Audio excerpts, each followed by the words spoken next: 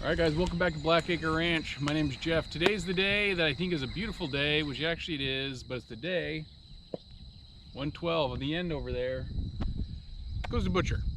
And it's the day we get him there, and it's, of course, we're not going to load him out. We're not going to do all those normal things. That's because we're going to shoot the freaking thing because he's a little bit of a handful. So anyway, stick with us as we get this guy off the ranch and to a place that will be more beneficial to humanity.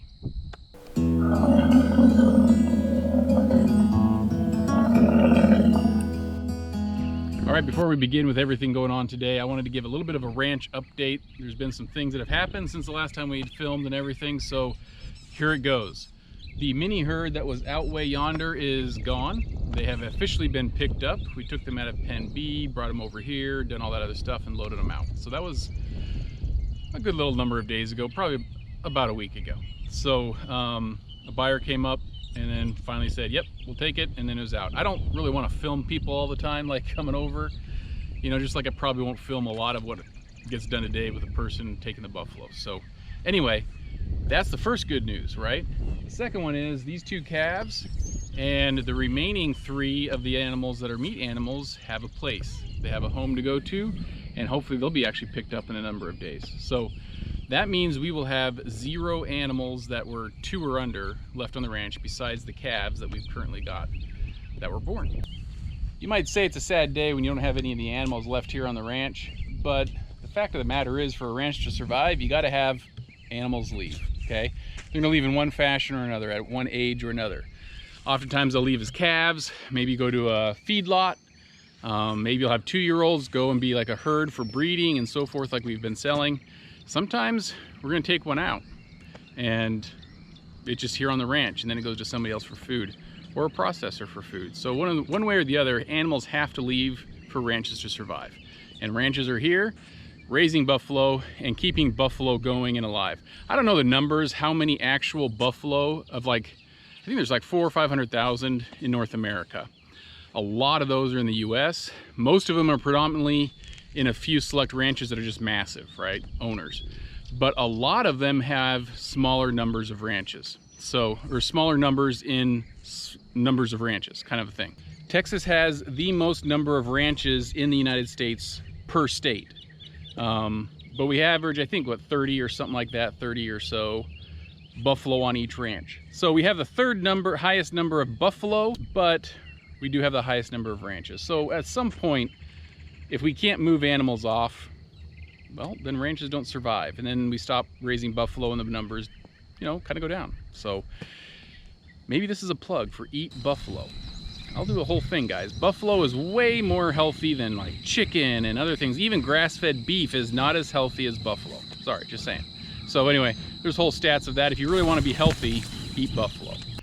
For all you guys who are now wanting to get into buffalo, meaning eat them, you can buy buffalo as cuts of meat just in a store, okay? Obviously that is going to be the most expensive way to do it because all the escalated prices of everybody handling it along the way.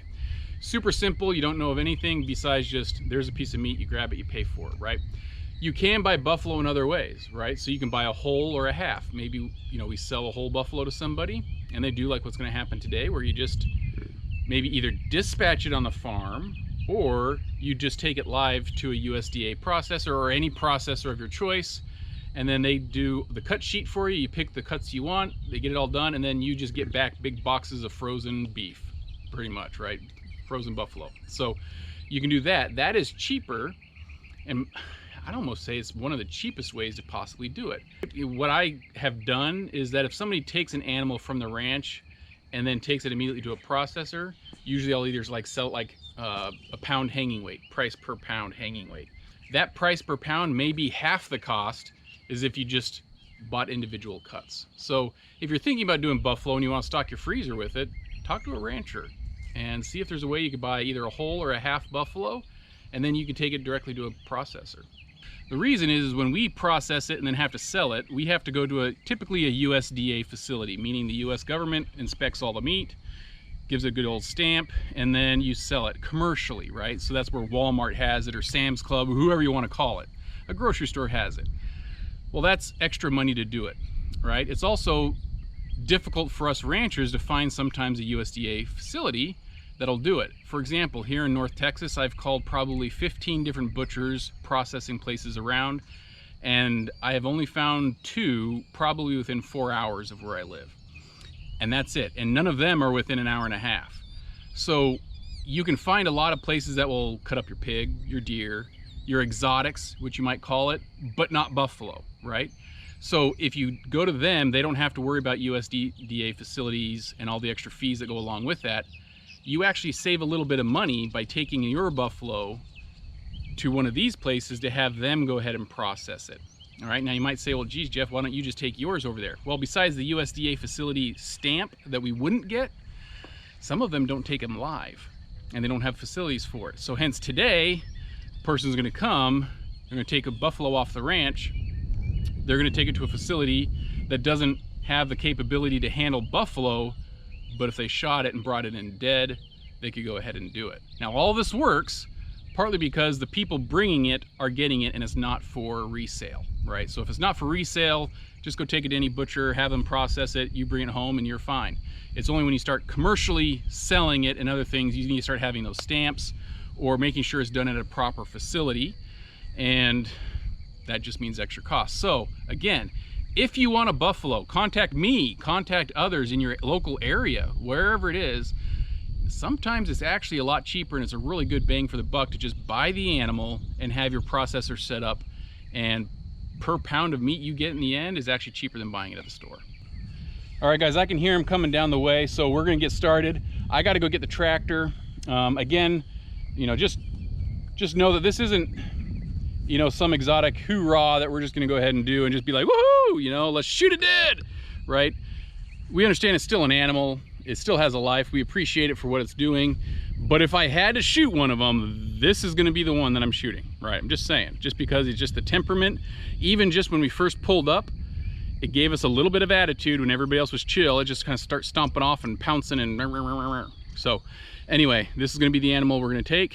And just so you know, if you're a new buffalo owner, and any guy I think who has cattle or big animals, or any animal for that matter, you hate those that are just kind of pissy, right? You hate those that are just an attitude. It's just not worth it. Get rid of it and try and just keep a calm herd, one that are more friendly. So this guy's going, and we're not gonna get all the shot and everything else like this. I'm gonna ask him beforehand if he even wants to be in the camera, just out of respect. So I'm gonna go get the tractor, and then we'll see how much of that footage we end up actually putting in there, depending on kind of how his comfort level is. All right, so we're here, back. I got the tractor, they've shown up. So now it's a matter of just segregating her or him off and trying not to shoot anything that's valuable, like humans, fencing, or tractors, or vehicles, or other animals. So pressure's on, pressure's on. Nope.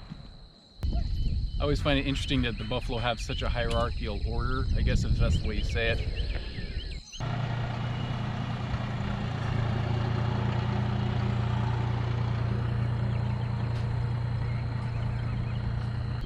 That you always give a little bit of time, at least I do, to let the other animals say their condolences, give their piece, check on them, and so forth. And it's always just fun to kind of watch it a little bit, where they lick it, they nudge it, they try and get it up, they butt horns with it, stuff like that. So it's always nice to kind of see that, I guess, in action. You know, you don't really see that when you take it to a process. You just drop it off and come back with a bunch of meat.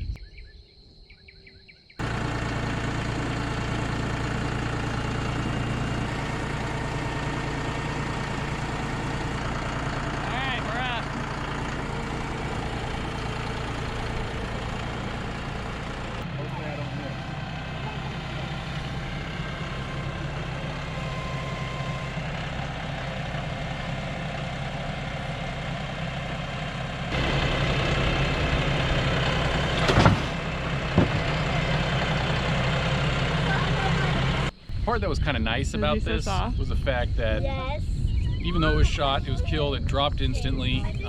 You know, there's always just a little bit of twitching and muscular stuff like that. But it allowed actually the kids to be able to come up and experience it, touch it, feel it, ooh and ah at it, steal some of the extra patches of fur that it was trying to shed, stuff like that. It actually got them up close to it. And so in some ways it's kind of maybe beneficial to do it like this when there's an opportunity. Don't always think of it as being such a bad thing. So the kids would be able to touch it and do things with it that they never would have ever done otherwise. So that was actually kind of nice to see.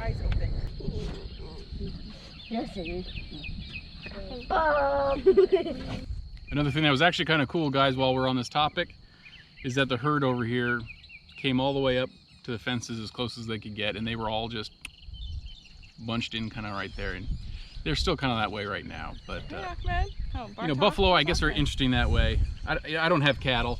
I don't know, are cattle any different, or sheep or goats, or any of these animals any different? I don't know, but it's just kind of fun to see that these guys, although there's a pecking order, they kind of still are interested in the welfare of each other. So anyway, we're gonna leave it here, guys. This was a different kind of episode than I normally would do, and I don't know if I'll ever have a chance to do it again.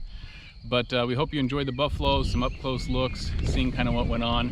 We didn't want to take anything of the actual shot or the animal, just didn't necessarily need to be there. So anyway, leave any questions down below or any comments. Otherwise, like and subscribe, and we'll catch you next time. Bye.